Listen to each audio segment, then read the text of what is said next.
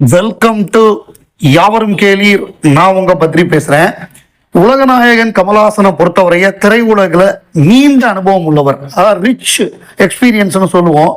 பல கதைகள், ஏன்னா அவர் ஒரு ஸ்க்ரீன் பிளே ரைட்டர், ஒரு பல்வேறு பரிமாணங்களில் அவர் திரையுலகத்தில் 60 வருடங்களுக்கு மேலே இருக்கக்கூடியவர். அவர்கிட்ட இந்த என்டிடிவி கான்க்ளேவில் ஒரு கேள்வி கேட்டாங்க, நீங்கள் எதிர்பார்த்த முடிவு கிடைக்கலன்னா சோர்ந்து போயிருவீங்களா அப்படின்னு. ஃபெயிலியர்ஸ் வந்தால் நீங்கள் டயர்ட் ஆகிடுவீங்களா, அதோட கிவ் அப் பண்ணிடுவீங்களா அப்படின்னு கேட்டாங்க. அப்போ அவர் சொன்ன பதில் ரொம்ப சூப்பராக இருந்தது. உணர்ச்சிகள் படம் ஓடலை, தோல்வி ஒன்றுமே புரியல, அதே கதையை மலையாளத்தில் ராசலீலான்னு எடுத்தேன், பெரிய ஹிட்டு.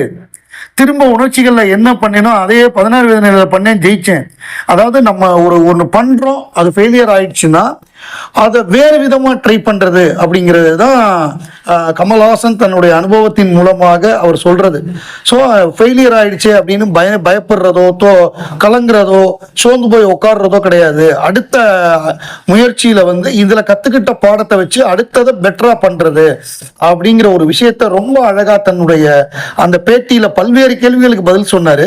முதல்ல இந்த மாதிரி ஊடகங்களை சந்தித்து கேள்விகளுக்கு பதில் சொல்கிறதுக்கு தைரியம் வேணும்.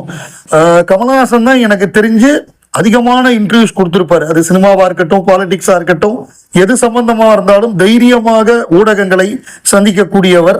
அதே மாதிரி மக்களோடு மக்களா இருக்கக்கூடியவர்.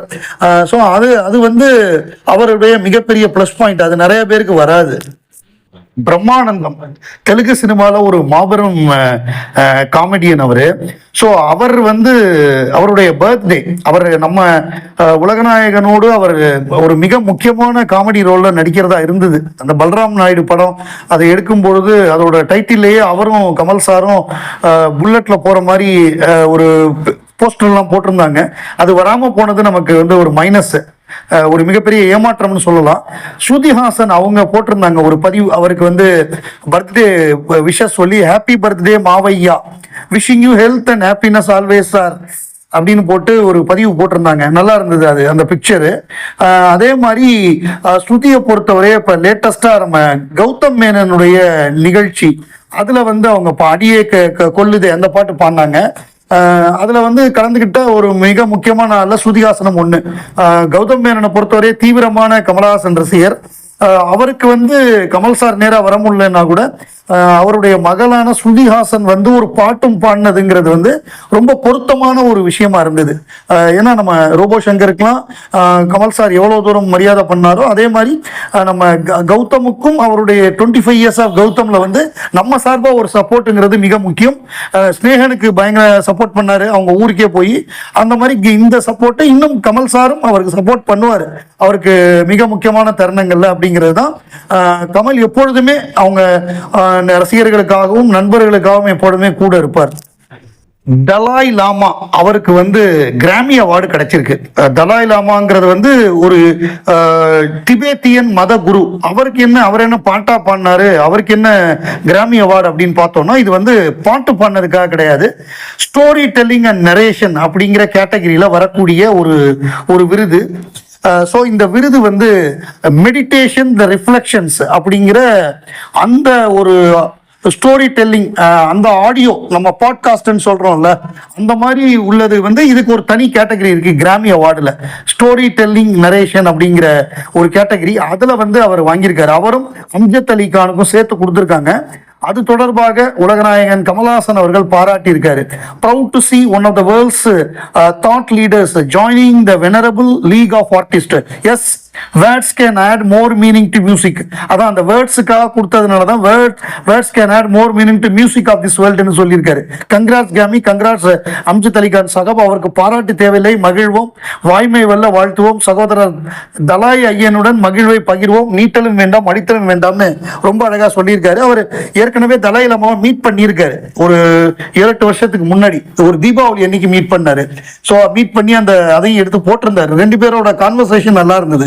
அவர் இவர்கிட்ட சினிமாவை பத்தி கேட்டார், இவர் அவர்கிட்ட அவர் இதை ஃபீல்டை பத்தி கேட்டார். நல்லா இருந்தது அந்த கான்வர்சேஷன், வாஸ் வெரி குட். அது இப்போ கிடைச்சதுன்னா நான் திரும்பி இது பண்றேன், நம்ம சேனல்ல இருக்கு, நான் அதை ரீஷேர் பண்றேன். ரொம்ப நல்லா அவருடைய வாழ்த்து நல்லா இருந்தது. டைரக்டர் விஸ்வநாத் விஸ்வநாத் வந்து பிப்ரவரி 2ஆம் தேதி இரவு காலமானார். ஸோ இப்போ நம்ம பிப்ரவரி 3ஆம் தேதி காலையில தான் நமக்கெல்லாம் தகவல் வந்தது. ஸோ அவர் உடம்பு முடியாம இருக்கார் அப்படின்ன உடனே அவர் சில பேரை பார்க்க விரும்பினாரு.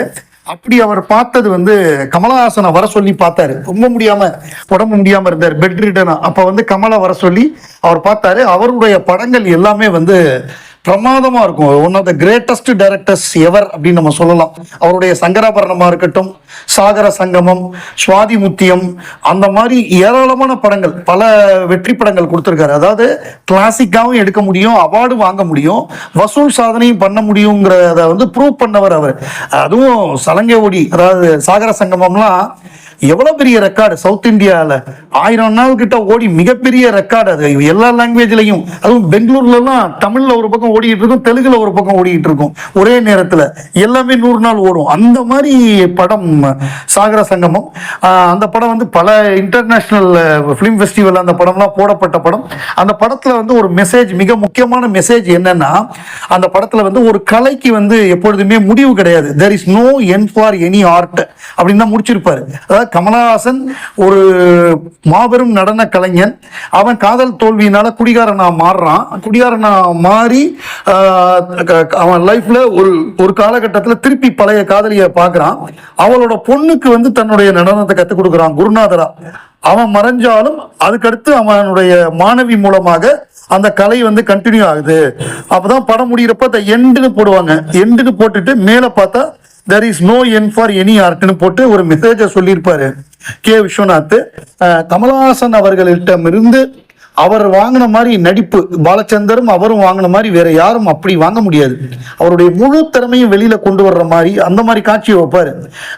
பிரமாதம். அது சாகர சங்கமம், சுவாதி முத்தியம்லாம் நான் லேட்டஸ்டா பார்த்தேன். சிப்பிக்குள் முத்து ஒரு நாள் சன் டிவியில போட்டாங்க. ஒரு நாள் மத்தியான நேரத்துல போட்டாங்க. ஒரு வருஷமோ 1.5 வருஷத்துக்குள்ள இருக்கும். இப்ப பார்த்தாலும் நகர்த்தவே முடியல. இந்த பக்கம் அந்த பக்கம் நகர முடியல. நம்மெல்லாம் நிறைய ஓட்டி அந்த மாதிரி பார்க்கக்கூடிய மைண்ட் செட்டுக்கு வந்துட்டோம். ஆனா இப்ப சன் டிவியில போடுறப்ப நம்ம அப்படிலாம் ஓட்ட முடியாது. ஆனாலும் போர் அடிக்காம அவ்வளவு கடைசி காட்சியெல்லாம் பாக்குறப்ப கண்கலங்கிற மாதிரி, ஒரு மாதிரி நெஞ்ச அடைக்கிற மாதிரி.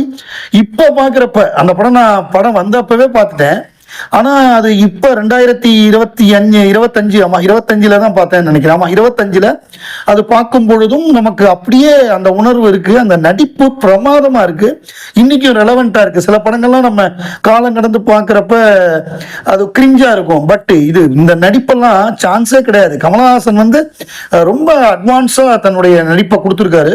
அவ்வளவு பிரமாதமா இருந்தது. ஸோ அந்த மாதிரி எவர் கிரீன் மூவிஸ், பாசவலையில வந்து அந்த ஓரங்க நாடகம், அந்த மித்தத்துல ஆடுவார் மீனவனா வெவ்வேறு இதுல, அதெல்லாம் பிரமாதம். இன்னும் அப்படியே ஞாபகம் இருக்கு அந்த நடிப்பு. அந்த க்ளோஸ்அப் காட்சிகள்ல பி.சி. ஸ்ரீராமுடைய கேமரா பயங்கர க்ளோஸ்அப் எல்லாமே. அதுல கமலஹாசனுடைய எக்ஸ்பிரஷன் அதெல்லாம் பிரமாதம். விஸ்வநாத் வந்து ஃபைனஸ்ட் டைரக்டர்னா அது மிக ஆகாது. அவருடைய நினைவு நாள். ஸோ அவருக்கு நம்முடைய அஞ்சலிகள்.